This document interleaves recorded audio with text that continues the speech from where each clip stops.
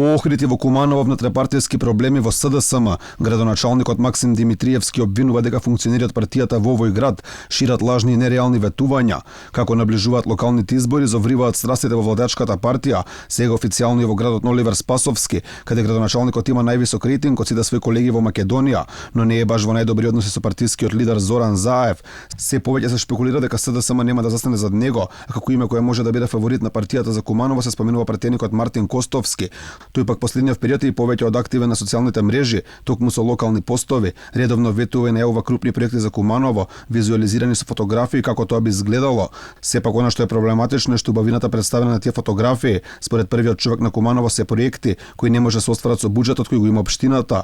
Вели дека ваквите потези се несвојствени на партија како што е СДСМ, која според него во минатото секогаш давала реални ветувања кои се реално остварливи. СДСМ од секогаш била партија со реален пристап со издржани реални ветувања кон граѓаните и ваквите анимации се во моментов чиста абстракција и лажна желба за самопромоција на поединци. Ова е нереален пристап и сметам дека со ваквите обиди само се губи во очите на граѓаните. Лесно е да се црта и да се даваат идеи, многу потешко е да се обезбедат средства и да се реализираат проектите. Ова доаѓа како претходно најави за независна советничка листа на истакнати поранешни локални партиски активисти од СДСМ имаше во Охрид. Во изјава за Алфа Владо Чинговски, поранешен истакнат висок функционер на социјалдемократите, изрази незадоволство од работата на својата партија во градот, велики дека на граѓаните не им се потребни советници кои функционираат по партиска директива, туку кои ќе го чујат нивниот глас и ќе ги решаваат проблемите. Не секогаш интересите на политичката партија се кореспондираат или се слични со интересите на граѓаните. Во еден сегмент може да биде и